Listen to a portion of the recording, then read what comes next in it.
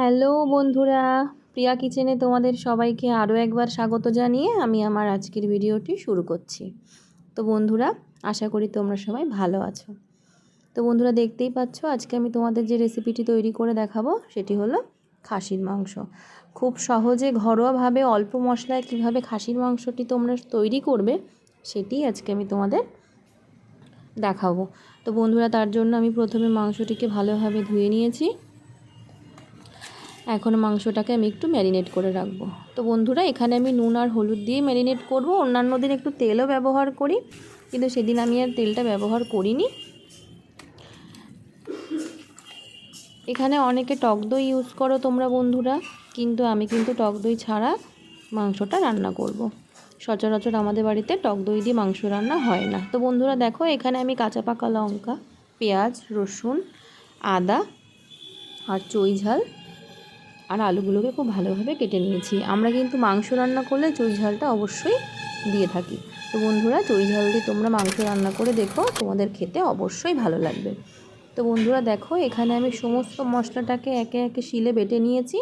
আর সমস্ত মশলাই কিন্তু শিলে বাটা, মিক্সচারে কিন্তু কোনো মশলাটাই পেস্ট করা নয়। তো বন্ধুরা, কড়াইতে তেল দিয়ে দিয়েছি। তো বন্ধুরা, তোমরা অনেকেই দেখতে পাবে আমি কোনো সময় ইন্ডাকশানে ভিডিও করে তোমাদের দেখাই, কোনো সময় এমনি গ্যাসে রান্না করে দেখাই।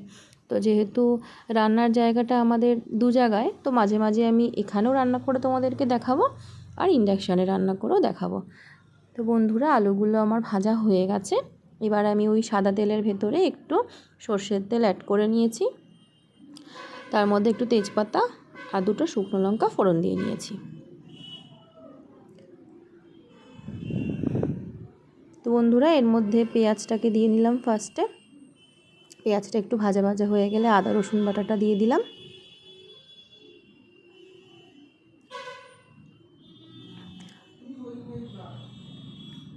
তো মশলাটা একটু ভাজা ভাজা হয়ে গেছে বন্ধুরা, দেখতেই পাচ্ছ।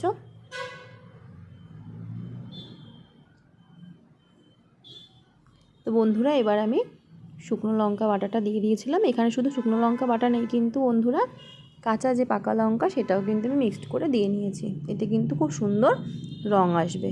তো বন্ধুরা, এবার নুন দিয়ে দিলাম আর একটু হলুদ দিয়ে নিলাম। তো মশলাটা একটু কষবো জল দিয়ে ভালো করে। তো বন্ধুরা, জল দিয়ে কিন্তু একটু মাঝে মাঝে জল দিয়ে মশলা কষালে কিন্তু মশলাটা অনেক ভালো কষানো হয়, তাতে কিন্তু মাংসের স্বাদটা অনেকটাই বেড়ে যায়। তো বন্ধুরা, দেখতেই পাচ্ছ কি সুন্দর কালার এসে গেছে। তো বন্ধুরা, তোমরা কিন্তু দেখতেই পাচ্ছ আমি খুব সামান্য উপকরণেই কিন্তু মাংসটা রান্না করছি, কিন্তু খেতে কিন্তু খুবই অসাধারণ হবে। অনেক অনেক মশলা দিলেই যে বন্ধুরা রান্না অনেক সুন্দর হবে এমনটা কিন্তু নয়। তো বন্ধুরা দেখো, নুন আর হলুদ দিয়ে ম্যারিনেট করে রাখা মাংসটাকে আমি প্রেশার কুকারে দুটো সিটি দিয়ে নিয়েছিলাম।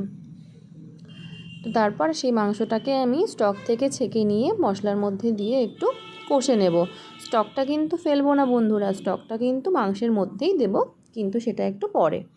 তো বন্ধুরা, দেখতেই পাচ্ছ আমার মাংস থেকে কিন্তু অলরেডি তেল ছাড়া শুরু হয়ে গেছে আর মশলাটাও কিন্তু খুব ভালোভাবে কষানো হয়ে গেছে।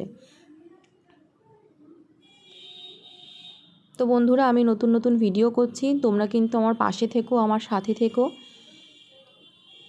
তোমাদের কেমন কেমন ভিডিও দেখতে ভালো লাগে আমাকে জানিও।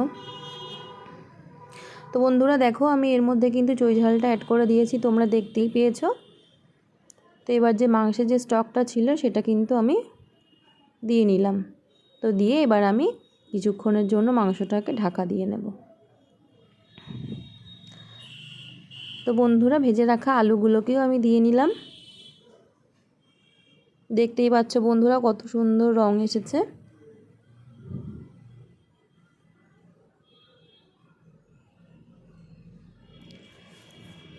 দশ মিনিট পর ফিরে এলাম বন্ধুরা, দেখতেই পাচ্ছ আমার মাংস কিন্তু অনেকটাই হয়ে এসেছে। এবার কিন্তু চইটাকে আমি একটু তুলে দেখে নিলাম যে সেদ্ধ হয়েছে কিনা। দেখলাম যে এটা খুব ভালো সেদ্ধ হয়ে গেছে। তো এবার আমি খুন্তি দিয়ে এটাকে একটু ঘুটে দিলাম, তাতে কিন্তু ঝোলের ভেতর অনেকটাই স্মেলটা অনেকটাই ভালো আসবে।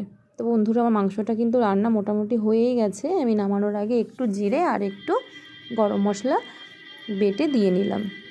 তো বন্ধুরা দেখো, আমার রান্নাটা কিন্তু হয়ে গেছে। এবার আমি এটাকে ঢেলে নিলাম। তো বন্ধুরা, আমার মাংসটা কেমন হয়েছে তোমরা কিন্তু অবশ্যই জানাবে।